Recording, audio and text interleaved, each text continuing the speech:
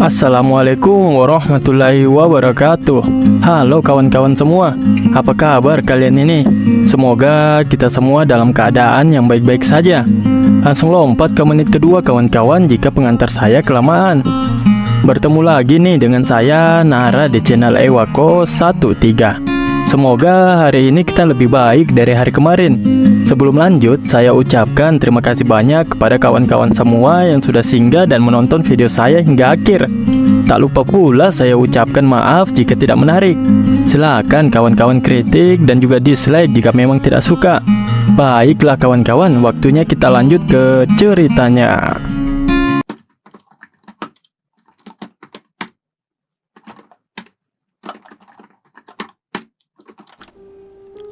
Di part sebelumnya, Hyunso mengajukan sebuah syarat agar dia ikut dalam penyelidikan munculnya sekte iblis, yang mana syarat tersebut adalah mengizinkan dia untuk membawa Damho ikut serta. Sepertinya syarat itu diterima oleh kedua ketua sekte. Terlihat kini Hyunso, ketua sekte Cheongheo, Damho serta Soha yang menuju ke kediaman Hyunso. Cheongheo tidak ingin tinggal di tempat khusus tamu yang telah disediakan oleh Gunung Hua. Dia lebih memilih untuk tinggal di tempat Hyunso. Meskipun Hyunso sudah mengatakan bahwa tempat khusus untuk tamu adalah tempat yang begitu nyaman, tapi dia juga tidak keberatan jika kedua tamu itu ingin tinggal di rumahnya, dengan catatan mereka tidak mempersalahkan tempat tinggalnya yang kumuh. Cheongheo mengakui iri kepada Hyunso yang bisa menikmati pemandangan Gunung Hua yang begitu luar biasa setiap harinya.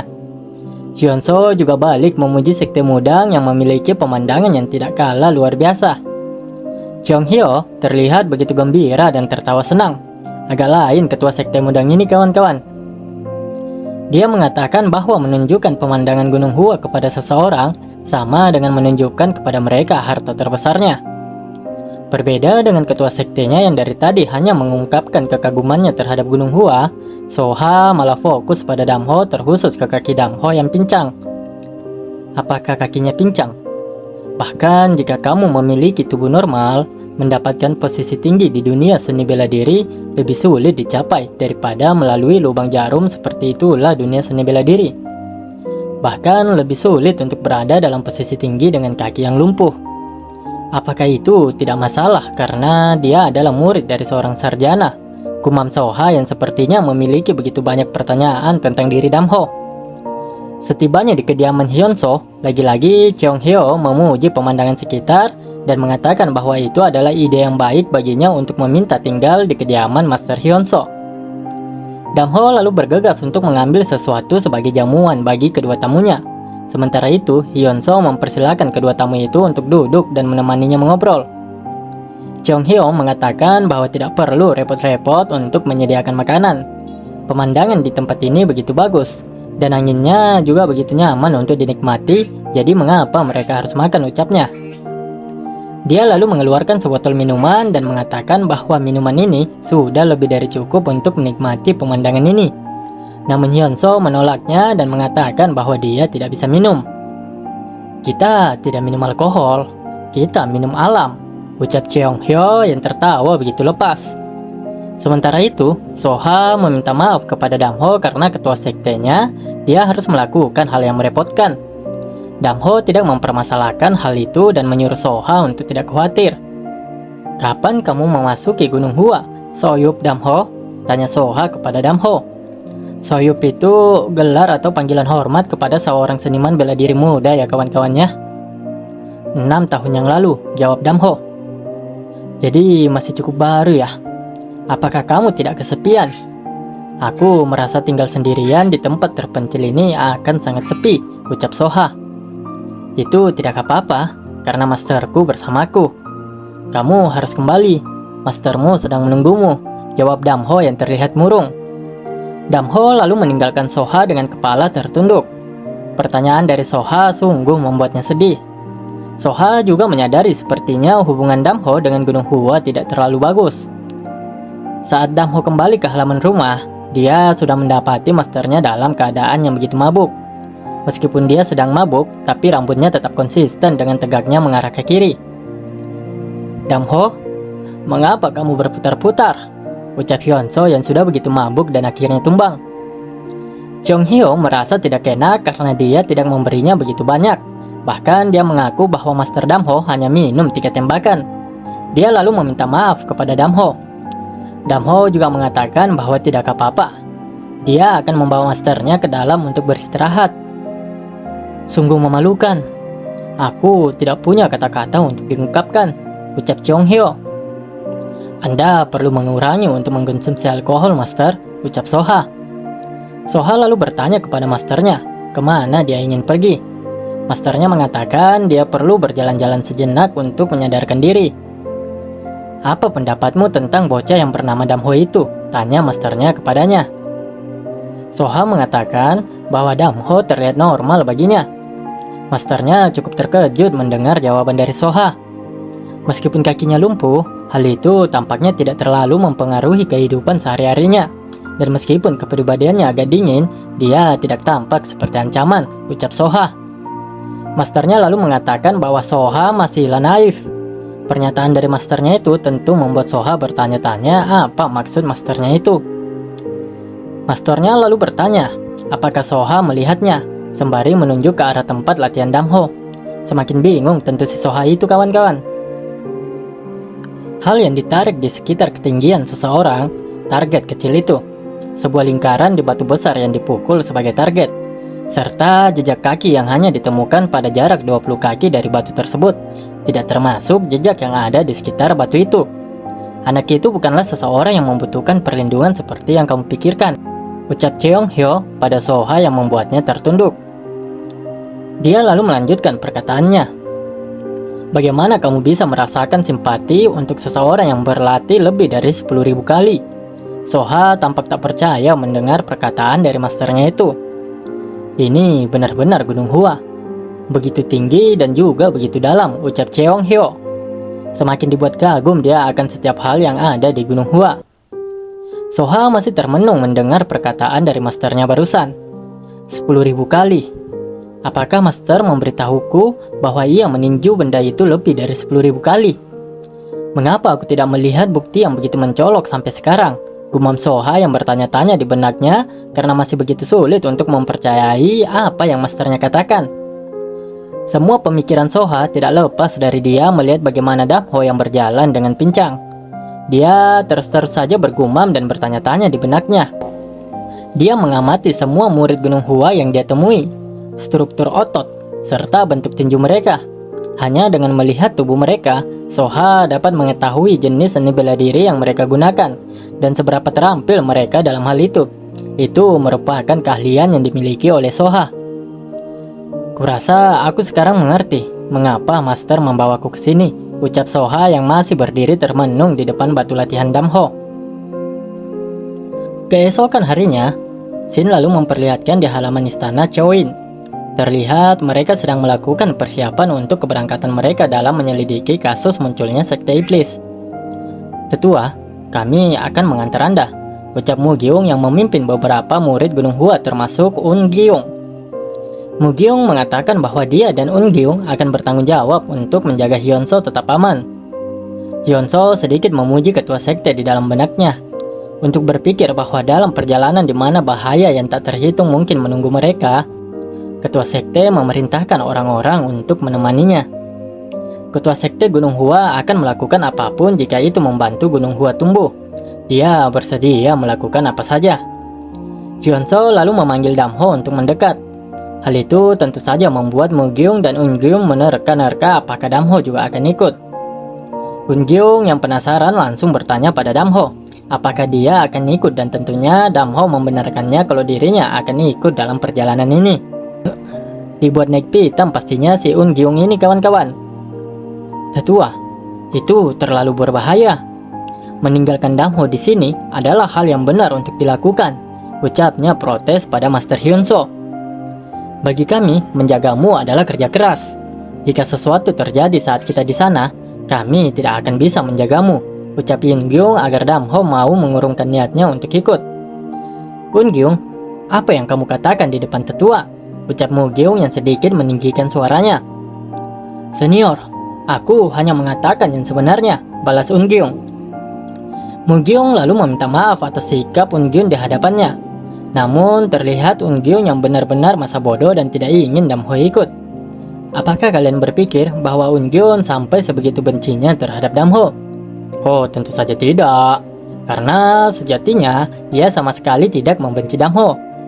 Tapi Min, dia satu-satunya murid yang selalu berbicara kasar terhadap Damho. Ya, dia memang memiliki alasannya tersendiri. Ya, pokoknya tunggu aja lah ke depannya. Hyunso lalu mengalihkan pembahasan dan mengatakan bahwa ketua sekte Mudang sudah menunggu mereka untuk segera berangkat. Semua persiapan pun telah diselesaikan dan mereka sebentar lagi akan segera berangkat. Pemberhentian selanjutnya adalah Cheongyang. Kita tidak akan istirahat sebelum kita tiba di sana. Ayo kita pergi, ucap Mu Gyeong memimpin kelompok dari Gunung Hua. Tiba sudah kini mereka di kota Cheoyang, wilayah yang disepakati sebagai tempat berkumpulnya mereka sebelum ke lokasi kelompok Bukro dibantai. Tempat ini bernama Yonganjang. Cheong Hyo juga mengatakan bahwa di tempat inilah mereka akan berkumpul dengan sekte Jongnam. Apakah tempat ini ada hubungannya dengan sekte Mudang? Tanya Hyunso. Ada kejadian yang membuat pemilik Yongjang berhutang budi kepada sekte kami. Itulah mengapa mereka sangat kooperatif dengan kami, ucap Cheong Hyo. Mu Gyeong lalu berkata, Sangsi telah menjadi domain Gunung Hua sejak zaman kuno. Aku tidak akan pernah membayangkan sekte lain akan membuat pos di sini. Un Gyeong juga menimpali dengan mengatakan bahwa pengaruh Gunung Hua begitu lemah. Mereka semua lalu masuk dan di dalam sudah ada perwakilan dari sekte Jongnam yang bernama Cheong Wang menunggu mereka. Nara tidak tahu ya kawan-kawan, dia ini kepala sektenya atau hanya sekedar perwakilan saja. Tidakkah ada penjelasan terkait dia? Saya Cheong Wang, menyapa kakak senior Cheong Hyo. Sapa Cheong Wang pada Cheong Hyo. Apa yang terjadi dengan pekerjaan yang kamu lakukan di sekte Jongnam? Balas Cheong Hyo. Obrolan singkat tentu saja terjadi di antara keduanya. Cheong Wang lalu menyampaikan bahwa seniman bela diri terhebat dari sekte Mudang yang oleh orang-orang disebut pendekar pedang terhebat di wilayah Hubei, Cheong Hyo Jin In, telah tiba. Cheong Wang lalu menyuruh dua bawahannya itu untuk pergi dan menyapa Cheong Hyo. Kita sebut Wang aja ya kawan-kawannya. Cheong Hyo Jin, suatu kehormatan bisa bertemu dengan Anda, ucap si pria rambut panjang. Yang tidak berharga ini adalah Yum Jung Hwa dari sekte Mudang, ucap si brewok. Cheong Hyo juga memperkenalkan dirinya pada kedua orang itu.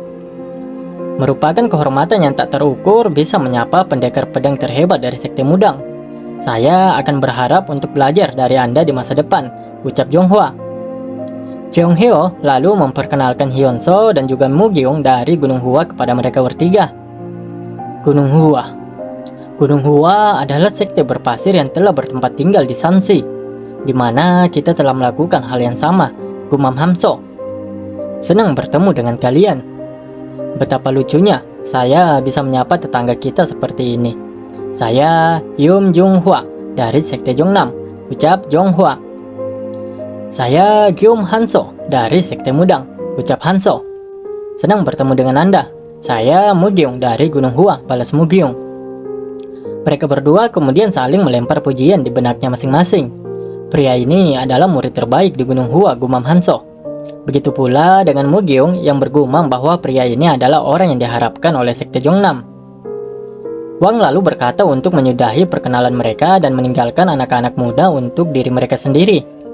Kita adalah rekan yang akan berpergian bersama mulai sekarang. Haruskah kita bertindak seperti ini terhadap satu sama lain? Bagaimana kalau kita minum? Apakah itu terdengar baik untukmu, Mu Gyeong? Ucap Hanso. Mu Gyeong meresponnya dengan baik dan mengatakan bahwa tidak ada alasan untuk menolak tawaran dari Hanso dan menanyakan apakah minuman itu tersedia sekarang. Shin lalu beralih ke Damho, di mana dia sedang menatap Gunung Taibak. Karena Gunung Taibak yang begitu tinggi, seseorang dapat melihat bentuknya dari kejauhan. Aku tidak pernah berpikir akan kembali ke sini lagi, gumam Damho. Masternya juga menyadari kegelisahan tersendiri yang dirasakan oleh Damho.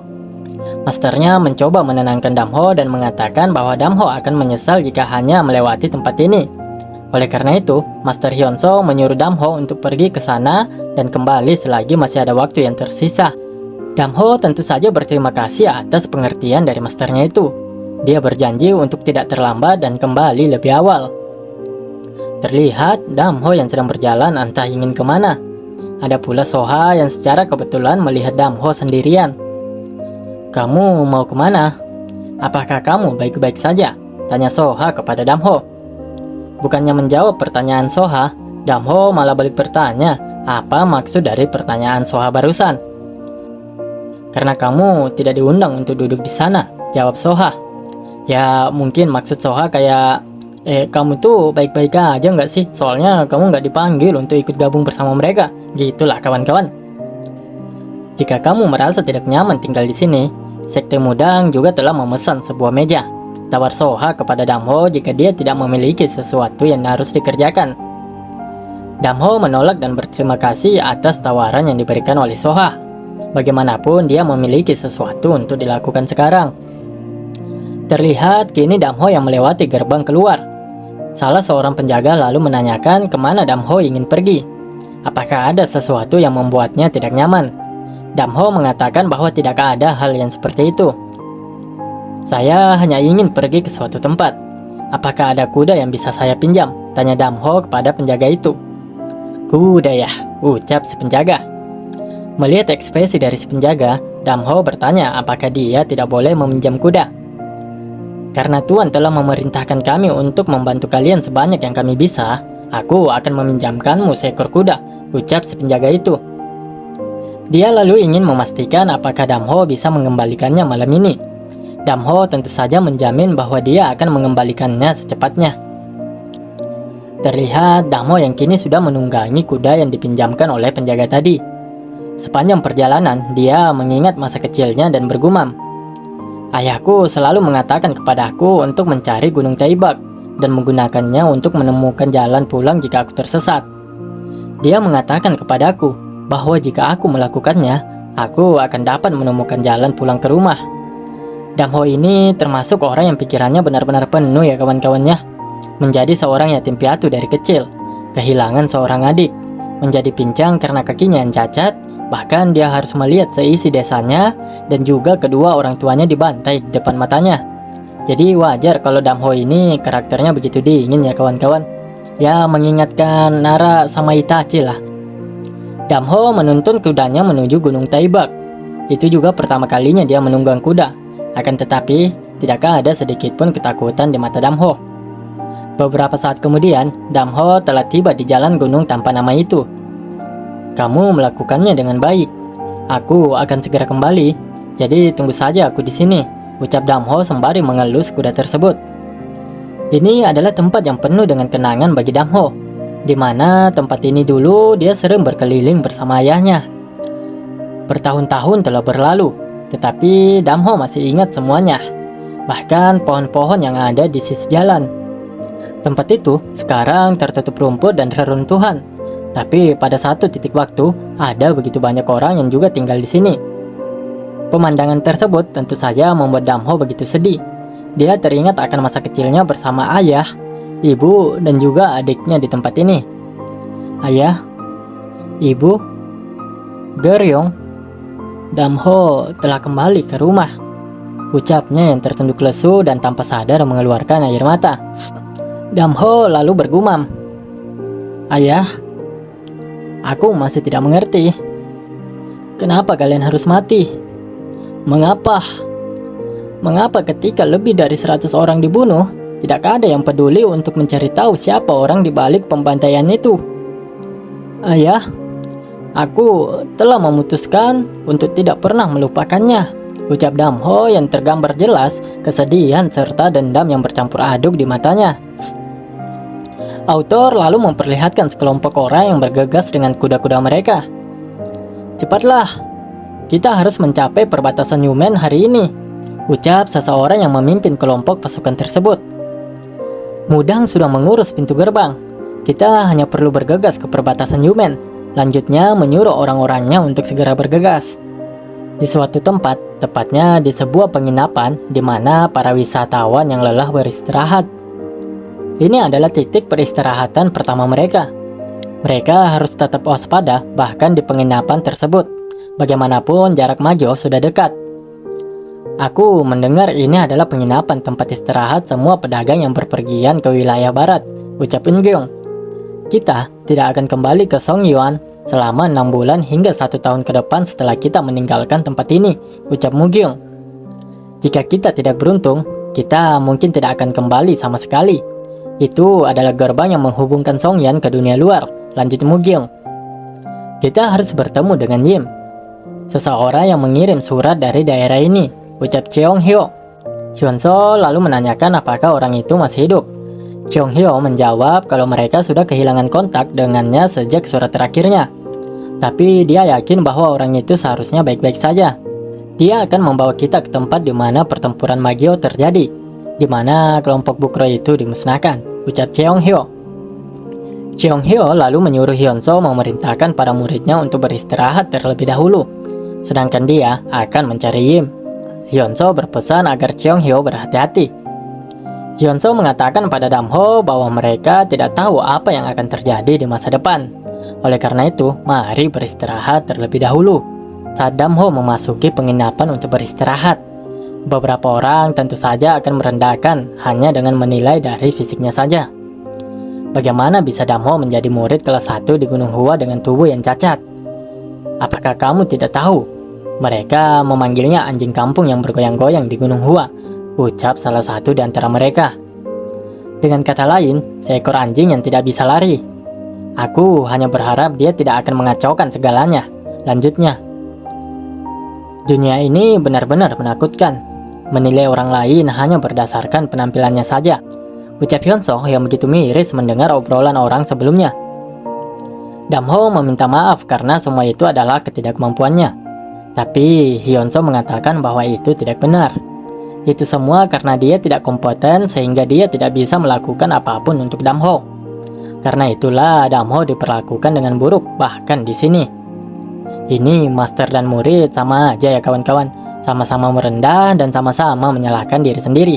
Tapi ya bagus sih yang begini. Damho mengaku bahwa dia baik-baik saja. Akan tetapi si master mengatakan bahwa dia tidak baik-baik saja. Hyun-so bergumam bahwa dia harus membuat keputusan agar Damho bisa maju. Ho, Gunung Hua cukup tinggi untuk menusuk langit, tapi tidak cukup luas untuk memelukmu, ucap Hyun-so pada Damho. Damho hanya mengiyakan perkataan Hyun-so karena belum mengerti apa yang ingin disampaikan oleh masternya. Hyun-so lalu melanjutkan perkataannya. Aku tidak punya pilihan selain dikuburkan di Gunung Hua, suka atau tidak. Tapi kamu berbeda. Jika Gunung Hua menolakmu, tidak ada alasan bagimu untuk berbakti kepada mereka. Setelah perjalanan ini berakhir, jelajahilah dunia ini, ucap sang master dengan beratnya yang menyuruh Damho untuk meninggalkan Gunung Hua. Sontak terkejut Damho mendengar apa yang dikatakan oleh masternya itu. Sejatinya, dia tidak pernah berniat untuk meninggalkan masternya. Aku katakan, kamu harus mencari kebebasan, ucap Hyun-so menegaskan kembali. Gunung Hua, ucap Damho yang merespon masternya itu. Menurut Master Damho, tidak ada alasan untuk mengkhawatirkannya. Gunung Hua adalah Gunung Hua, dan Damho adalah Damho. Kembalilah ketika kamu mendapatkan ketetapan hati yang tak tergoyahkan. Ketika tekadmu bahkan tidak bisa diguncang oleh hembusan keras Gunung Hua. Saat itu, kamu dan aku bisa berbagi minuman bersama, ucap Hyun-so. Damho hanya terdiam termenung mendengar semua yang dikatakan oleh masternya itu. Dia hanya menyebut sang master dan tidak mengeluarkan sepatah kata lainnya. Shin lalu memperlihatkan Cheong-hyo yang memasuki sebuah gubuk di sana. Aku tahu kamu sedang melihatku. Aku adalah Cheong-hyo dari Sekte Mudang. Tidak perlu takut, keluarlah Him, ucap Cheong-hyo. Tidak lama kemudian, keluarlah seseorang dari balik lantai itu. Him, apakah kamu baik-baik saja? Tanya Cheong-hyo yang langsung menghampiri Yim. Tuan Cheong-hyo, saya baik-baik saja. Tapi semua anggota kelompokku... Bahkan Magueng yang berlari dan berniat memberitahu kepada yang lain juga, ucap Giong yang tidak sanggup melengkapi setiap perkataannya. Kedepannya kita sebut Jim aja kalau begitu ya kawan-kawan. Syukurlah, setidaknya kamu selamat, ucap Cheong Hyo pada Yim. Mungkin maksudnya ini setidaknya ada satu orang yang masih selamat. Ya, bukan berarti bersyukur karena yang lainnya tewas. Positive thinking, proses. Yim lalu menyampaikan bahwa mereka sempat mengikuti orang-orang itu ke markasnya. Cheong Hyo menanyakannya kembali apakah yang dia katakan itu benar. Apakah kamu benar-benar yakin mereka adalah sisa-sisa Magyo? Tanya Cheong Hyo yang tanpa sadar sampai bergetar tangannya menggenggam pedangnya. Kami mendengar mereka menyebut kultus kita. Satu-satunya orang yang berani mengungkapkan kata-kata seperti itu di tanah Gangho adalah Magyo. Semua orang di agen pengawalan jalan utara sudah mati. Tolong beri saya kesempatan untuk membalas kematian mereka, ucapnya menggebu-gebu karena sudah diselimuti oleh amarah dan balas dendam. Kembali ke penginapan, terlihat Eun-gyeong yang sedang memanggil Hyun-so. Tuan Cheong Hyo memerintahkan kita untuk pergi berperang. Apa? Perang jam segini? Tanya Hyun-so. Dia bilang ini sangat mendesak, balas Eun-gyeong. Apa? Mendesak? Apakah ini Magyo? Ho, bersiaplah, kita akan segera berangkat, ucap Hyun-so dan diiyakan oleh Damho. Ho di sini itu panggilan Hyun-so pada Damho ya kawan-kawannya, seperti kayak Nara dipanggil Nar atau Ra. Ya, gitulah pokoknya. Lanjut. Eun-gyeong dengan wajah kesalnya lalu berkata, mungkin kamu tidak harus pergi. Kamu hanya akan memperlambat kita. Jadi, kamu akan membantu semua orang dengan tetap di sini. Aku tidak bisa membiarkan masterku dalam bahaya sendirian, balas Damho pada Eun-gyeong. Ya, agak naif juga sih sebenarnya si Damho ini. Menyadari dirinya belum begitu kuat, tapi tetap keras kepala. Meskipun niatnya sebenarnya baik sih.